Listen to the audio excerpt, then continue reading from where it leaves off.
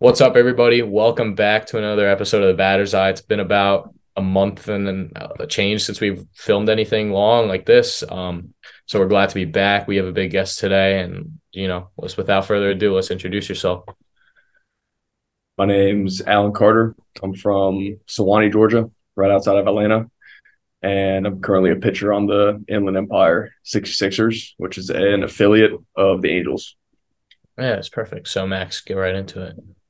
I think you are the first person we've had on that's pitched in the WBC. And personally, I had a great time watching all the games. I thought it was a fantastic tournament. So can you just first just give us a quick little rundown of what it was like pitching for any pitch for Team China? So what it was like pitching for them and just the overall atmosphere. No, for sure. It was kind of crazy how it all happened because I got a call from one of the coaches, and he was also a player, Ray Chang. I got a call 2 days after I signed with the Angels, actually, to play for Team China. So it was just like the craziest week of my life. And so I had always known about Ray Chang because, I've watched every single WBC since 2013. And so I knew that like he was, the guy for Team China. And so when he called me, I instantly knew that like it was to play for Team China.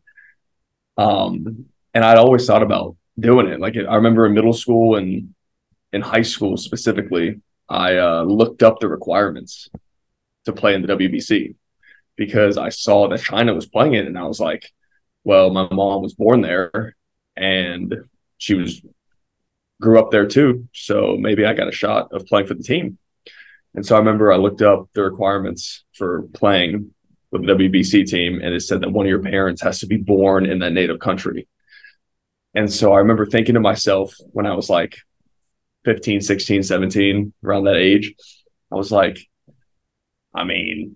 it's possible, I guess, because my mom was born there. Like, I don't know how it's going to happen, but maybe eventually one day, like, it will happen. And so, long story short, Ray saw a video of me throwing, and he called me, obviously, gets me on the team. And I've been telling everybody this in the Angels organization since I've gotten here that has asked me about the experience. I think the only thing that could top it is like the World Series, like being able to play in the actual World Series. And I don't even know if that would top it because, game one, we played Japan in front of 40,000 people in the Tokyo Dome. And you got God himself over there, Shohei Ohtani, on the mound, sitting 99, 101 with 91 mile-an-hour sweepers that are moving like 4 feet. And being able to see him in the flesh right in front of me and hearing the crowd doing unified chanting the entire game whenever Japan was hitting, but then whenever we were hitting, you could literally hear a pin drop. Like it was the craziest thing. I've never been to a baseball game that had that kind of atmosphere.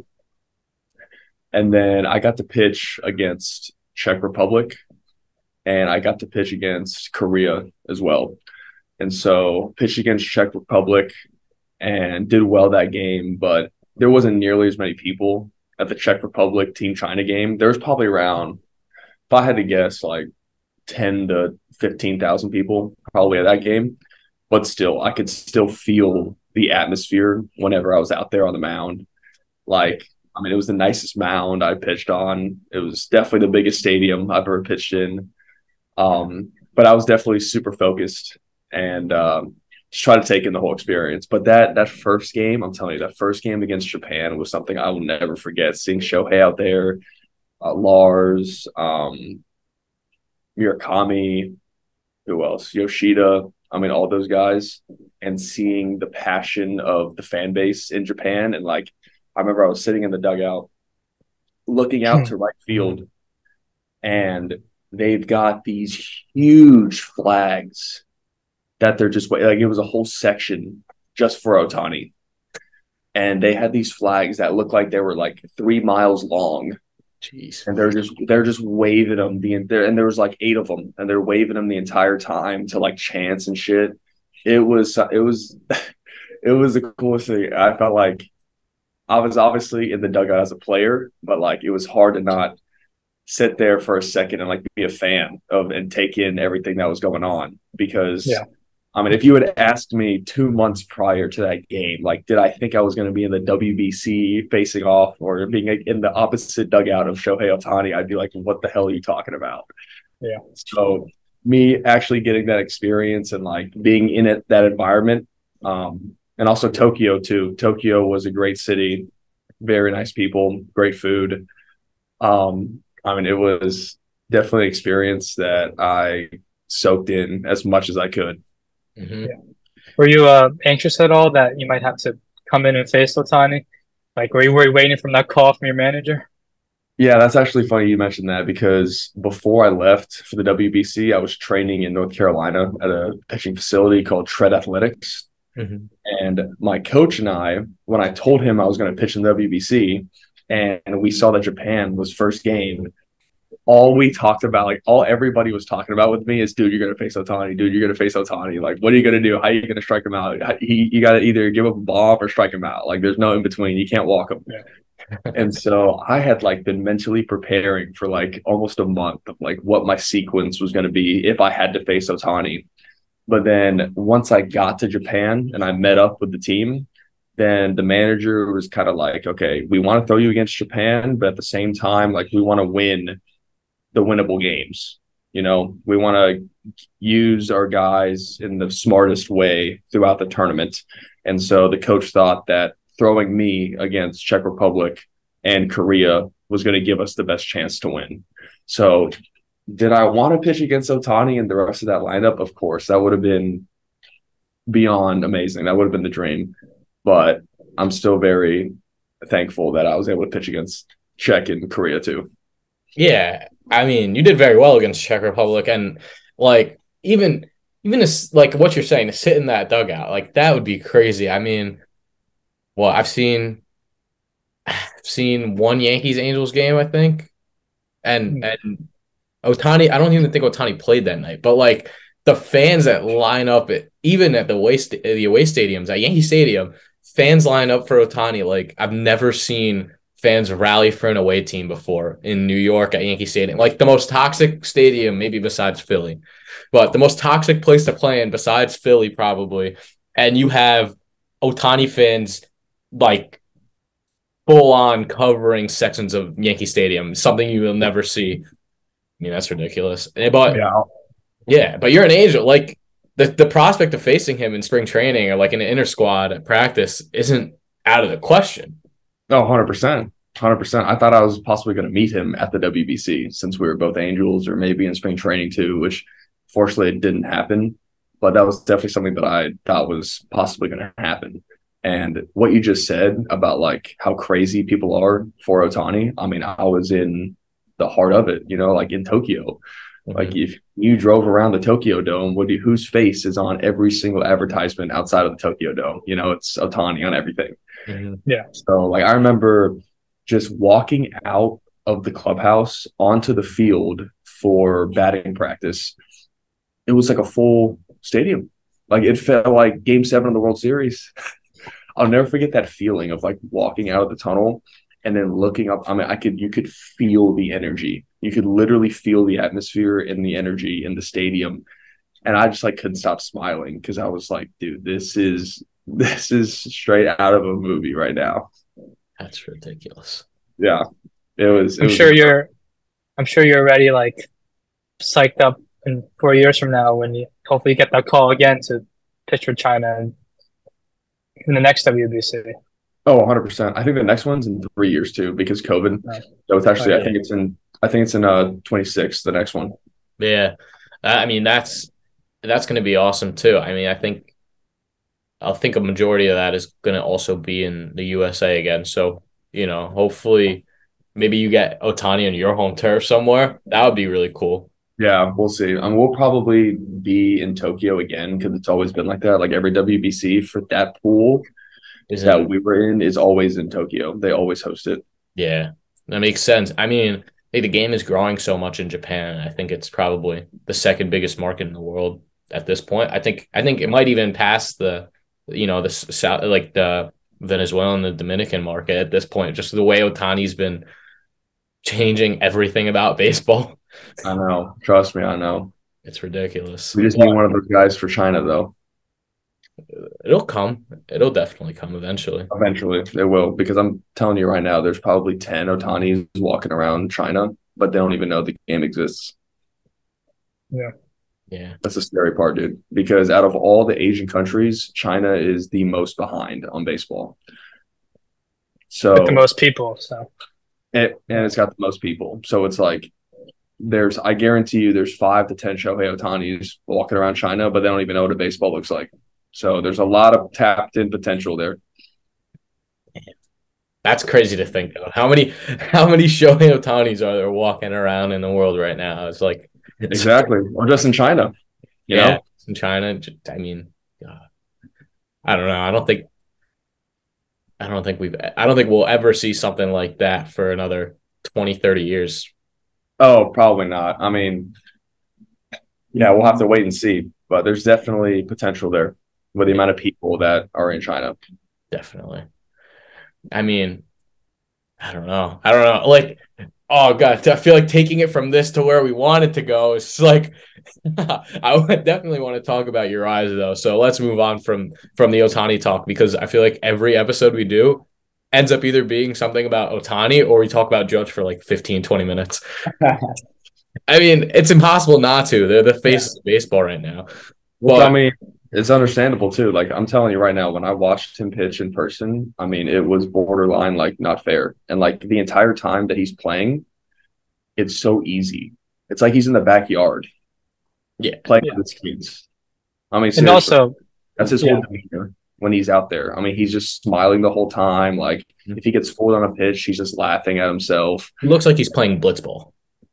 No, seriously. But there's in his entire home crowd behind him, depending on him, chanting for him, but he doesn't even act like any of it's there. It's pretty impressive. Mm-hmm. Yeah, he's also very good looking, very handsome man. Oh yeah, that definitely helps for sure. Yeah. Max's Otani shrine. Hey, I mean, I'm Japanese, so I got to support the Japanese players, and I don't know, I love everything about him, and I really hope he comes to the Yankees in free agency next year, but Dude, who knows? We'll see. You got to get that Stanton poster down though, and get an Otani one.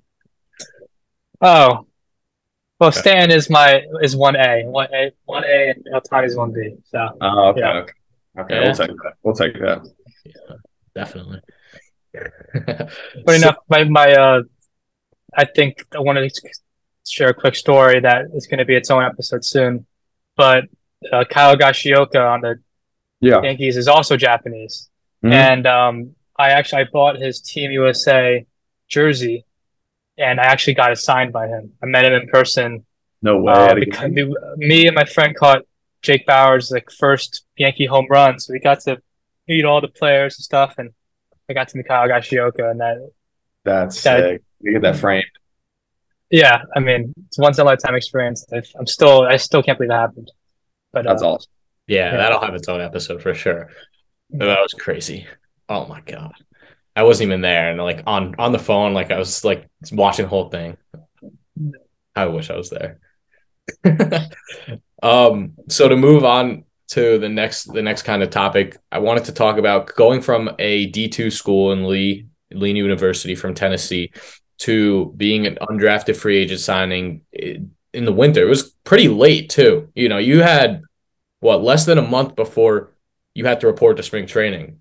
So it's like that's a quick turnaround for sure to come out of college, like be training. I'm assuming you're also working and trying to make ends meet, and then you go and you get signed by the Angels. That's an amazing experience. And now to see, I know something that we'll bring up also is that you don't look at your stats in the season, so we won't say anything about them, but you've been doing very well so far in single A, and you're climbing up the ranks. What's that been like? Because it's all happened really fast.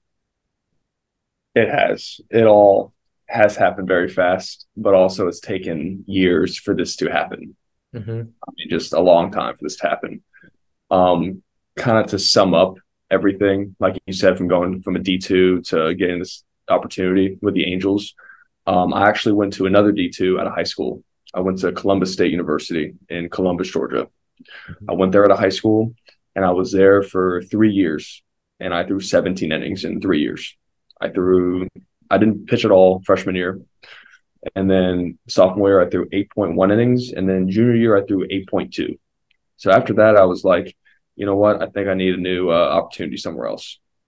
So long story short, I ended up going to Lee. And after, let me see, after the 2020 season, so COVID, right? COVID is basically what changed my entire career.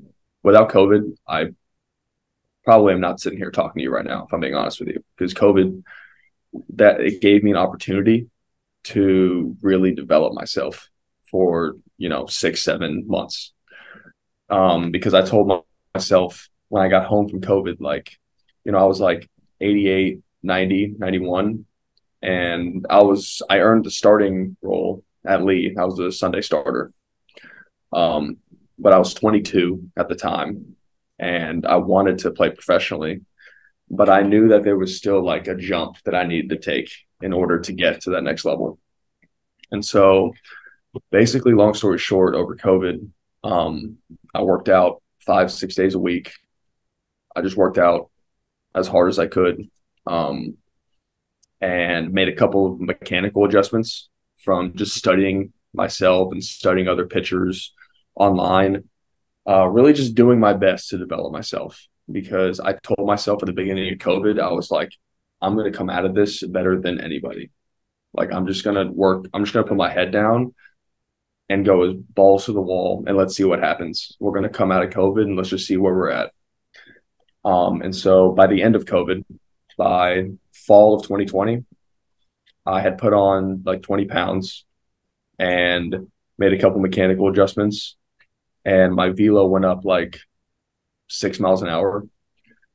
And so that fall, that was kind of the first time that I was getting attention from professional scouts. And then I had a good season that year in spring of 21. But then I had Tommy John that summer, my first outing in the summer. I tore it. So it was like, was building, was gaining momentum, and then was hoping to hopefully go in the draft that summer or just get signed by somebody. And then, like I said, first outing of summer ball, I tore it.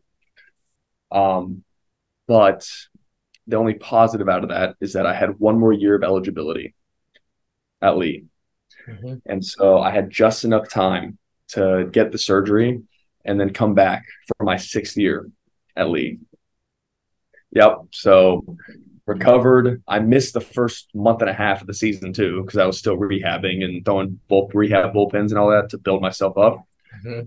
And then finished my last year at Lee.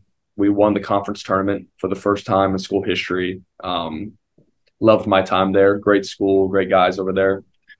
But again, I didn't get any attention from any professional scouts at all. And so after the season ended, so 2022 summer, this last year, I played in the MLB Draft League with the Mahoning Valley Scrappers for the entire summer. And I pitched well. I was pitching about as well as I am right now, I'd say. And I didn't get a single phone call, text, email, anything from a single scout from any team the entire summer. And so that was definitely pretty frustrating. But at the same time, once the season was over, I knew that I had the potential to pitch at this level. Like I knew what I had. And so then I decided to go to Tread Athletics in North Carolina, which is it's like a pitching facility, essentially. And they have an annual pro day every year in January where they have like 30, 40, 50, however many scouts come to the facility, and they have a bunch of guys throw bullpens, and guys get signed off of that day. And so, like, once again, I just wanted to bet on myself, and I wanted to just train my ass off up until that pro day and see what happens. And that is when the Angels saw me and I got this opportunity. So it took a lot of pushing through adversity for sure to get to this point, and a lot of hard work. That's for sure, over many years. Yeah, that's a crazy story. I mean, we've had, I think that, Max, I think that might compare to like Logan Whitaker's story. Like, honestly, that's one of the best we've had. I think just Yeah. like the journey, like the grind that it took. We had, so we had, back in the fall, I'd say, we had Logan Whitaker, who's NC State's Friday starter, or he became that after last year. He had a great year, but he had like arm issues and nobody could figure out what it was for a Yeah. year. Like Yeah. couldn't throw, kept getting hurt, kept having inflammation and all that. And now he was their Friday starter. He was their ace, and NC State was obviously one of the better teams this year. And in the ACC, they did well. They lost in the regional, but they had a great year. And so, that's a comparable story. I'd say just like all the adversity and the grind. It's hard. It's definitely something that not many people can do. Takes a lot of passion to keep you going. That's for sure. Because I remember, especially when I had to transfer out of my first school, it's like I never thought I was going to leave that school. I thought this is the school I'm going to out of high school. I've been there for 3 years. I developed a lot of really good friendships at that school, but it just didn't work out. And I knew that I had to keep going, keep working, and figure things out to get to where I wanted to go. And so but like I said, that's when COVID like really showed me that if you just discipline yourself for 6 months, it can change your entire life. Mm-hmm. It can change your life. And it just takes simple tasks like every single day. Like I said, all I was doing was lifting 5-6 days a week. I was making sure I was drinking protein shakes like in the car on the way home, and then eating a huge meal as soon as I got back, and then sleeping 11, 12 hours a day because it's COVID. So, we got nothing better to do than sleep. And you do that every single day for 6 months, on top of throwing, obviously, but you do that every single day for 6 months, and you look back, and it's going to be a different result. Mm-hmm. Yeah. I'm wondering if you noticed any change in your stuff, whether it was velocity or maybe you got new pitches after, like post Tommy John's surgery and rehab. Great question. So the velocity kind of eventually came back to the same as it was before Tommy John, if not a little bit lower, which, I mean, it's just one of those, it's hard to explain like why that happens, because you always hear like, oh, guys that get Tommy John come back and throw harder. And like, yes, that is true for some guys, but it's really a case-to-case basis. Like it's a guy-to-guy basis. It's not the same for every single guy. But I would say the biggest difference for my arsenal since I got Tommy John is I added a splitter last year. My entire college career, at Columbus State, I was fastball, curveball, changeup. And then once I got to Lee, I was just fastball, slider. I just wanted to be like, I was a reliever, and I was just fastball, slider. And then once I got to the draft league this past summer, I really wanted to get a third pitch that I could throw to lefties and righties. And so I'm telling you, every day I tried throwing a changeup. Like I tried every grip possible, and it just wasn't working. It would just be straight or a little too hard. And so I was like, I got to figure something out. And so one day I'm sitting on the couch, just playing with a baseball, just playing with new grips. And I kind of realized that like I could split my fingers somewhat wide. And I was like, you know what? I'm just gonna try a splitter. I think I saw like a highlight of Kodai Senga just shoving over in Japan with his forkball or whatever. And I was like, I mean, at this point, let's just give it a shot and see what happens. And so I remember the next day I threw with my catch play partner, and I threw him a splitter, and it dropped like from his chest to like his toes. Or something. It was crazy. And he was like, "Yeah, you're not throwing a changeup ever again." Yeah. So from that day forward, I started throwing this split, and it's been a big difference maker for me for sure. It's been a very helpful pitch that if I can throw it just somewhere in the zone when I want to, then I've been getting good results with it. hmm Yeah. I mean, that's the thing with the splitter that I've noticed a lot recently is like, I think, especially watching Otani, is that it gets so many guys to chase. It's just such a filthy pitch. And obviously, I like the changeup. Cole, for those of you guys who don't know, Cole CN pitching has gotten me hooked on changeups. I talk to him all the time. And all he sends me is videos of Ron Marinacio's changeup. Oh, Like, yeah. yeah, because I'm a Yankee fan. He knows that. So he watches a lot of the Yankee games just because they're always on national TV and all that. Um, he always sends me videos of Marinacio's changeup. So he's gotten me hooked on changeups, but I've been watching Otani's splitter, like, and been looking at the baseball savant numbers on that. Yeah. Splitters are nasty. Like, I didn't realize how disgusting they were. It's because they're random. They're completely random. You have no idea how they're going to drop, how they're going to move, how much they're going to spin. I've thrown some splitters this season at 600 RPMs, and then I've thrown other ones at like 1300. And then some of them will go just like straight down, and then other ones don't go down at all, but they just go straight horizontal, like away from a lefty. So it's just like that's the worst part of the pitch is that I don't even know where it's going. So the catcher and hitter, I mean, good luck for everybody, honestly. It's just one of those things where it's like, yeah, we're gonna throw this thing middle, and just it's gonna do its own thing. Yeah. Kind of like a knuckleball a little bit. Exactly, but it's like low 80s instead of 65 miles an hour. Yeah, so my favorite pitcher growing up, Tanaka, his signature pitch was a split change. Yeah. And it just like I know a lot of the Asian players, they all have splitters. And it makes me wonder why don't more like Americans I like adapt and add the splitter to their arsenal. I mean every time I see a splitter, it's always a nasty pitch.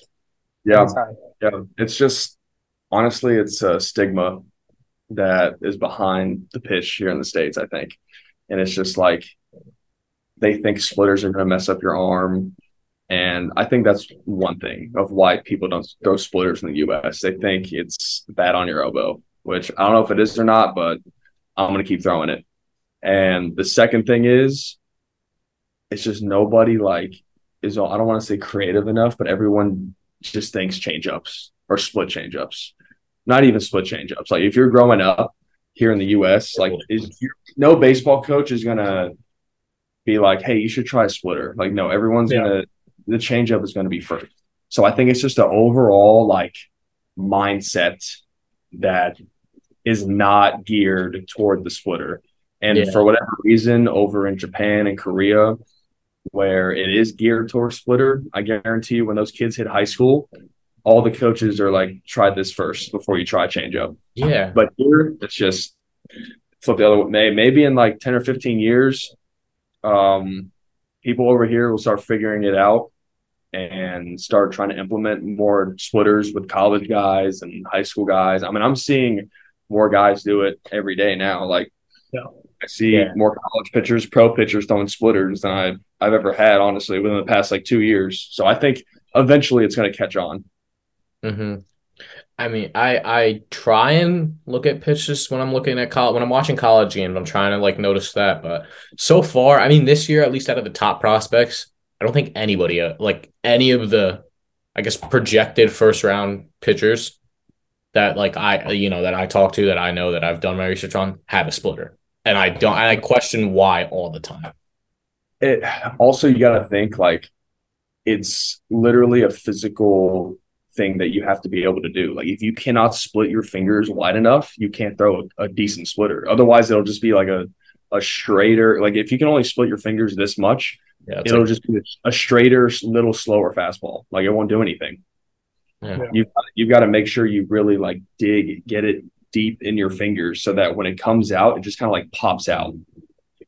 And then that's what creates the knuckle because it just pops out of your fingers and then it just knuckles in there, But I think there's one guy at Florida. His name's Hurston Waldrop. He's projected first round. He does a split change. He's not, so it's not like it's like a modified splitter.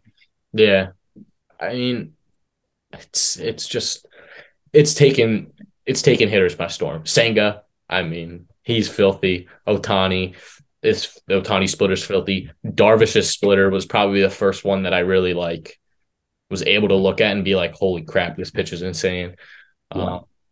Tanaka also as a Yankee fan. But yeah. Felix Bautista on the Orioles. Yeah, Bautista. I was just about to say that besides that one splitter you threw to Judge the other day. Oh yeah, on the 0-2 where Judge hit a home run, tied it. Yeah, it was middle. That guy, he's so nasty. Oh my god. Yeah, he's just when you have when you have a 101 fastball and you sit like 99, 100, and then you throw like a 90-mile-an-hour power splitter. It's not fair. It's unfair. Yeah, it's really unfair. It's ridiculous. I can't understand it. But it's something that I don't think, just because maybe I don't pitch, I don't play baseball anymore. Maybe it's because of that. I don't think I will ever fully be able to understand like the physics behind like how it's actually so good. Like it's just something I can't fathom. But hopefully, eventually I'll get it. I'll talk to enough people and understand it more. It's ridiculous. Yeah, it is. It's a fun pitch to analyze too, because also TrackMan has a really hard time picking it up too. Mm-hmm. Like whenever I talk to our analytics guy with the Angels, he always like the day after an outing, there's sometimes the TrackMan picks it up at 3,000 spin, and I'm like, that's a complete misread, obviously. Yeah, because it's gonna be around 1,200 if not less. Mm-hmm.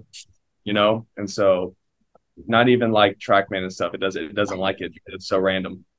Yeah.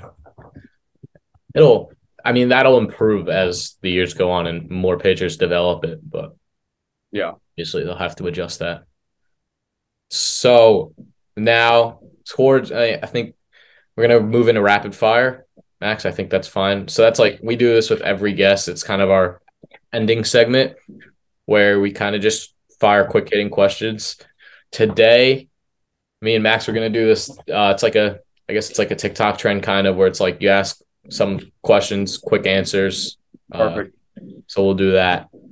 I'll pull up the ones that me and Max had when we did it. So I'll just ask those. So baseball's GOAT.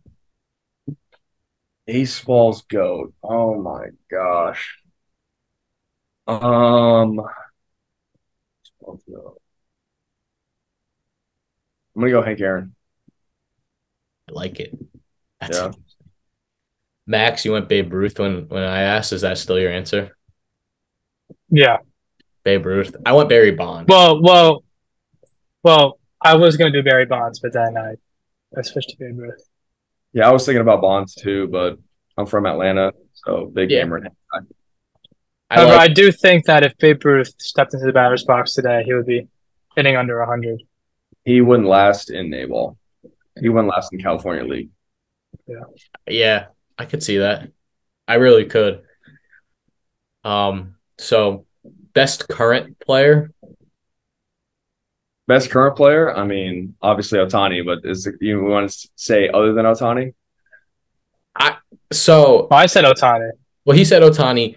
When I asked, this was when I was watching the Yankees and Judge was on a tear and he hit a home run that game. So I picked Judge, but like I also wanted to kind of be different. Like I know he was going to say Otani.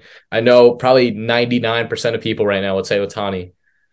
Yeah, but I'll say other than Otani, we're going to go with Acuna. Yeah, he's on pace for a 40-40 season. I think he's going to go 50-50. Ooh, I like that. That's a hot take. That is my hot take, but I really believe he can do it. He's already at like 25 steals. Like he's easily going to get to 50 bags. It's just about if he's 50 homers. Which he's on fire recently, so. Exactly. I think he could. So drippiest player in the league, most swag, whatever you want to call it. I don't know. Okay. Swaggiest player in the league. I'm gonna go. There's a few. But I'll go with Jazz. I'll go with Jazz. I mean, Jazz is up there for sure. He's definitely leading the charge. Yeah, Max. I think I said Acuna, right? You said it. Yeah. Yeah, I mean, I went with Jazz, but if I had to switch it up, Otani with the Funyuns picture, kind of, kind of I need a picture. as I've seen the Photoshop ones where it's like something, it's just whatever snack he's holding. Those were funny. I might have to go Lindor. I really do like Lindor. I like what he's doing. I mean, I think the clear cut answer is Jazz, but I'm not gonna. I want to go different. So I think if I went different, I'd go Lindor. Also, I got you. I like what he does with the hair, the cleats. Tatis is there too, probably. You got to put him up there. Tatis is definitely up there for sure. There's a lot, man. There's a lot. Mm-hmm. So now we'll go best stadium.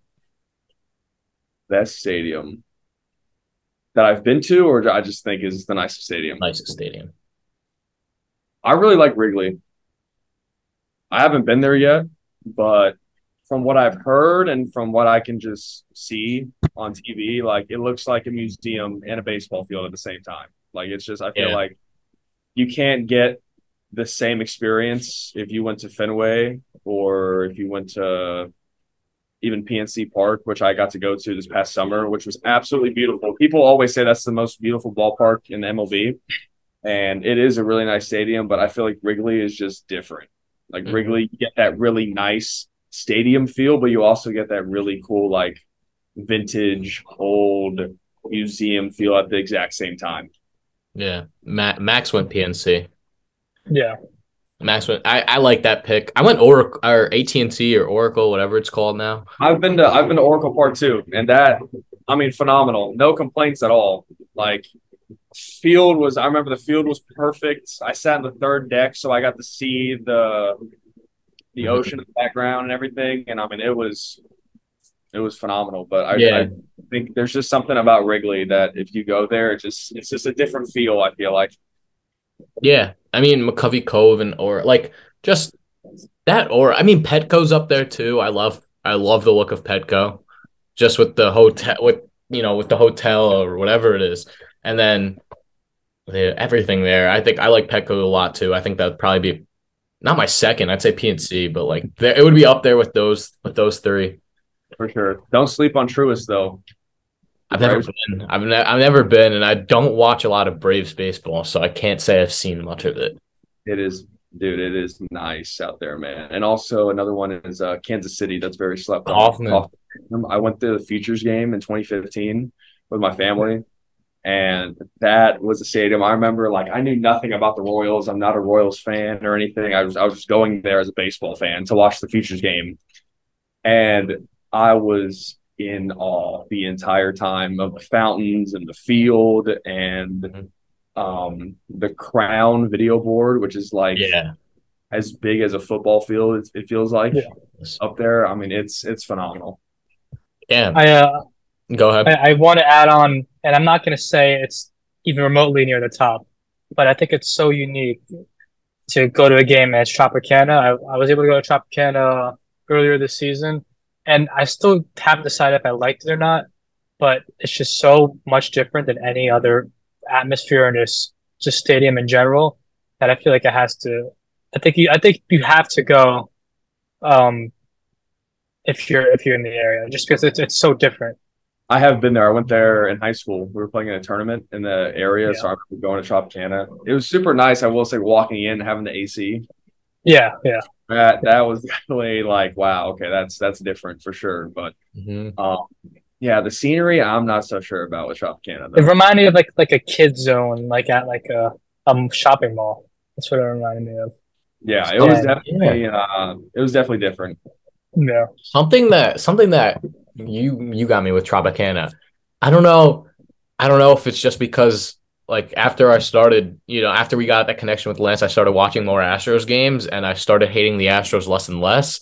But I like Minute Maid with the train and the wall. I Hmm. I don't know. A lot of people, coming from New York, every time I say anything about the Astros, I get shut down completely. And I've been hitting at Minute Maid in the show a lot, and I've been playing there. And I've liked it more and more, like as time has went on.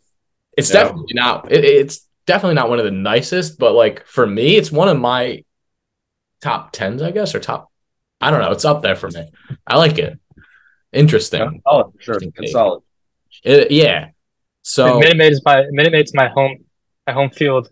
They own me the show. I like it so yeah, much. I love hitting there in MLB the show.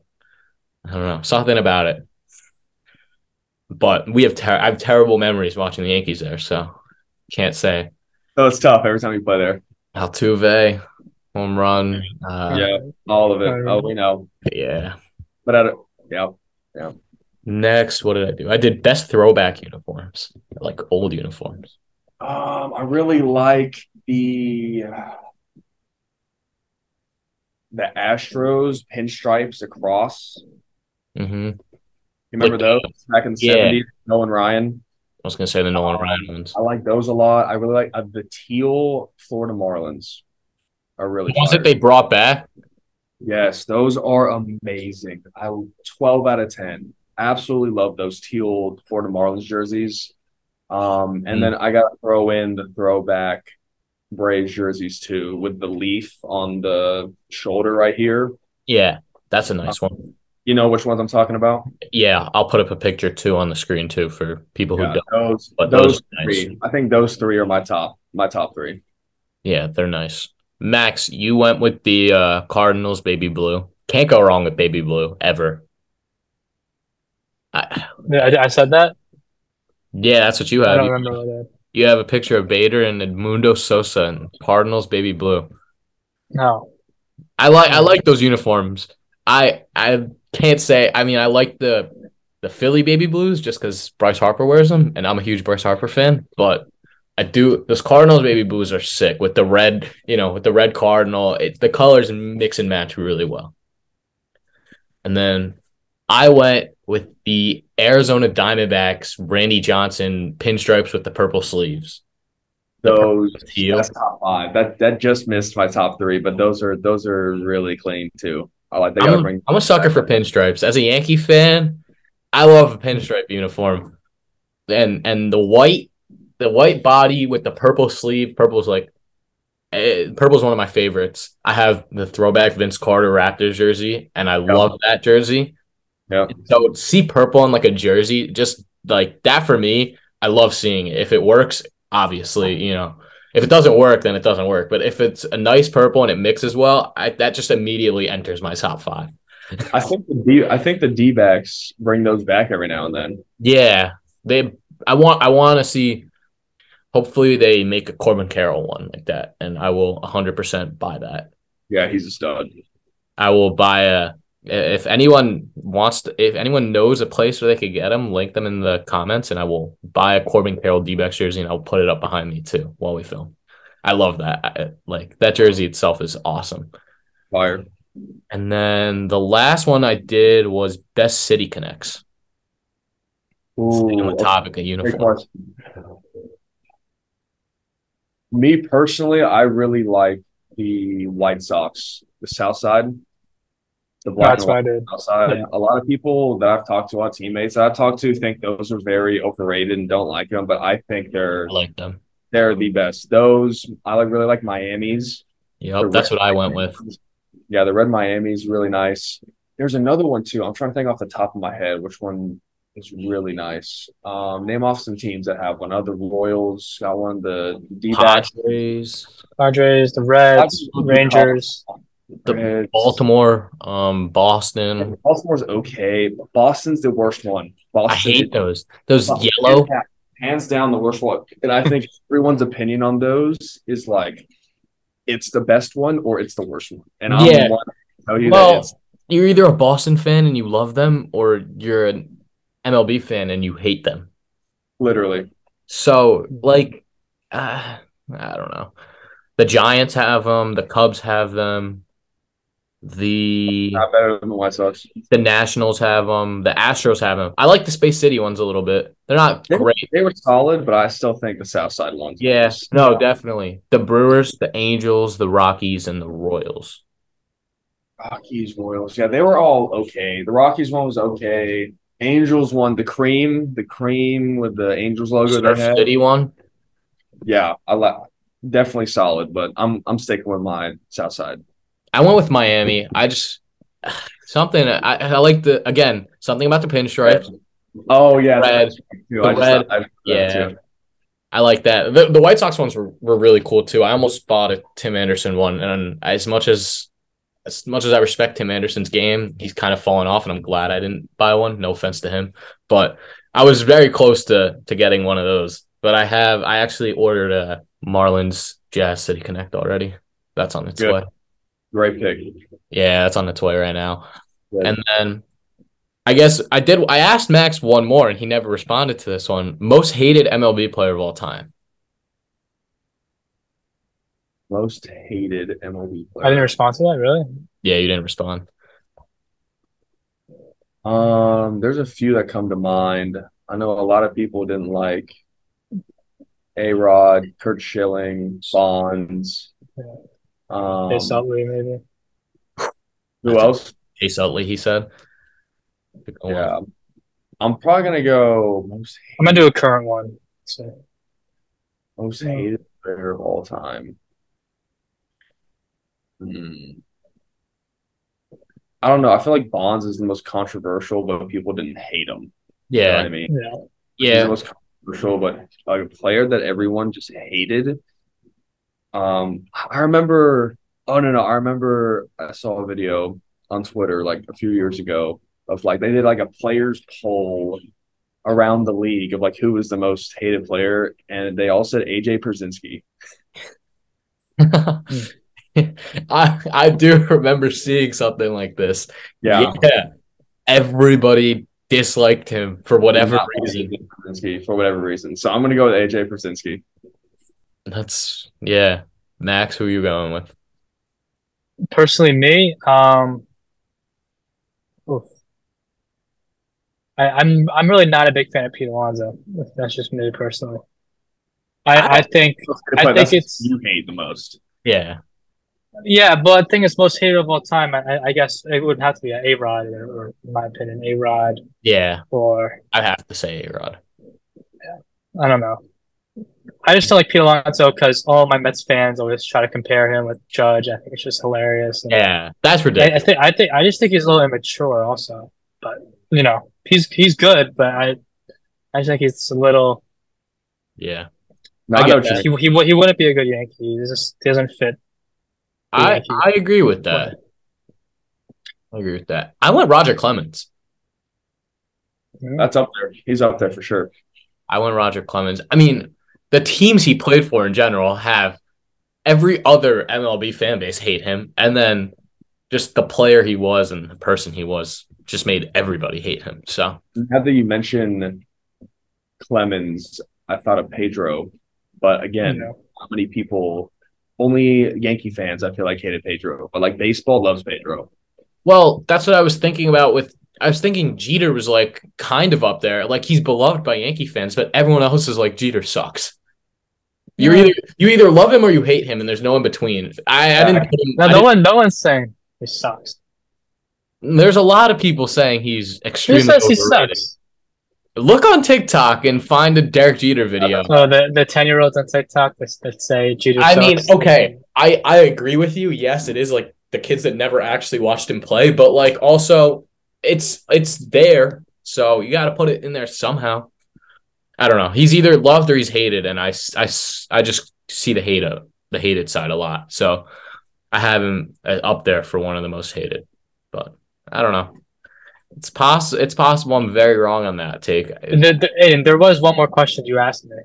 I'm I not did. really You know what? recognizing. Yeah, I went sexiest player in the MLB because Max is a big Stanton guy, so I had to give him that question. this is easy. I'm going sexiest player will be. I'll go with former Atlanta Brave Dansby Swanson. That's a good pick. I'll Yeah. go with Dansby. I'm gonna throw in as an honorable mention Tyler Glass now too, with the hair. Ooh, All right. I like that. Max, Yep. so obviously your first pick is Stanton, but who was your second pick? Because I know you remember who you responded with. Well, I said Bartolo, but that's just typical big sexy. Yeah. But seriously, maybe Stanton and then Just throw up the picture that I sent you of Stanton when I answered this question. don't tell that. Maybe like a Kevin Kiermaier, maybe. I'm not really sure. Ooh, Oh, that's a good pick. good pick. I'm still taking Dansby though. Yeah, Yeah. Chris Trey Bryant. Turner.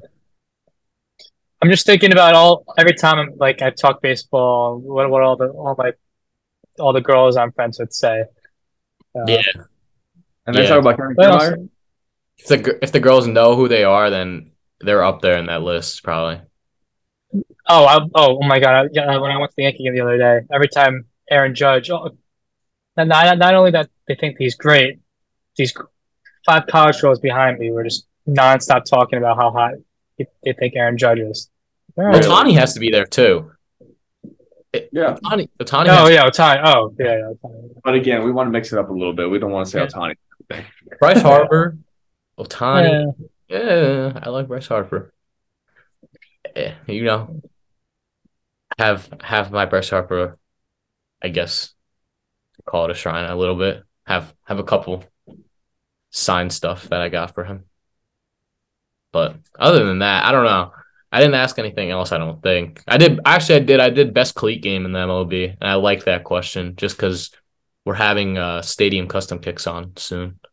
Oh, that's awesome. Yeah, he's good friends with a mentor and coach of ours. So I got you. we had to ask the best cleat game. That's a cleat game. I'm trying to think. Because everyone be getting customized cleats nowadays, but probably Nestor Cortez. He's got a really good cleat game for sure. That's what I said. Yeah. I went Tatis's with his Jordans recently. What he's been coming out in has been insane. He came out in I think he came out in Travis ones and he came out in the Dior's one game. It was ridiculous. Facts, but I think Nestor just gets the crazy customs. Oh yeah, Like baseball cleats, but they'll get amazing imprints and designs on them. Yeah. Surprised the Yankees actually allow him to wear it. But. Yeah. Really. I don't know. I'm at a standoff with Nestor. He leaves if I tag him in something or whatever, he leaves it unseen. I met him context for that is I met him at a Knicks game and so I tagged him in the story and we talked for a second and I asked him to come on and he liked it at the time and then he's left me on scene since then. So it's I'm at a standoff with him. I didn't want to put Nestor in there just because I have mixed feelings towards him right now. That's tough. Yeah, it is. But we'll try. We'll try when we go to a Yankee game. We'll try and talk to him, see what happens. Yeah, I'm sure he's a nice dude. Yeah, no, he was awesome. We talked for a couple. It was in the back of a Knicks game. We were I got taken by a friend of my family was sitting in the celebrity row or whatever, and he took us back with his car, with his transportation after the game. He took us back. So while we were waiting for him to get his car, Nestor and his girlfriend or wife or whatever they are walked past to go to the elevator, and nobody recognized him. Absolutely nobody back there recognized him, and I'm sitting there. I actually had my nasty Nestor shirt on, so from a game that we go into, and I was like, "Holy crap! I have to take a picture with him." It was one of the most insane moments. And then I saw that I was 4 inches taller than him, and I was like, "Okay." I wasn't very nervous anymore. I was like, all right, well, worst he's not going to try and shove me away from him or anything. He can't really do much there. The more you get around MLB players and even minor league players too, the more you realize we're all the same, man. We're all just dudes playing the game. Yeah. Even Judge. Yeah, I would be very intimidated by Judge. I think just seeing someone 6'7" walk past me would probably make me turn around for a second. Actually, I don't know. Not with Judge. I don't know. You'd be all right. Well, you know, I got by with Lance and Alex Bregman, so I guess I'll be fine. Exactly. Yeah.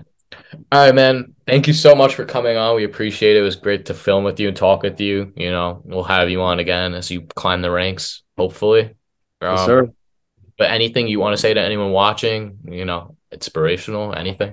I know you had a huge journey. I mean, really just little things add up. Little by little, a little becomes a lot. So if you have a goal in mind that you want to achieve, just you don't have to do a lot every single day. You just gotta take one step at a time. Like it's very, very, very cliche, but the whole 1% better every day, like people don't understand. If you just put in that 1% every day, it's gonna compound on itself over month after month after month. Like you guys working on this podcast. I promise you look back in a year, 2 years, 3 years from now, you guys keep putting in the consistent work that you guys are doing right now, it's going to be amazing, the results. So just keep on working every day, just little by little, chip away. Thank you. Max, any last Yeah, words? I think we should end on that. That was great. Yeah. All right. Thank you so much, guys. Be sure to like, subscribe. If you need any bats, any clothes, click on the links in the description and use the discount codes we have. Thank you so much for watching.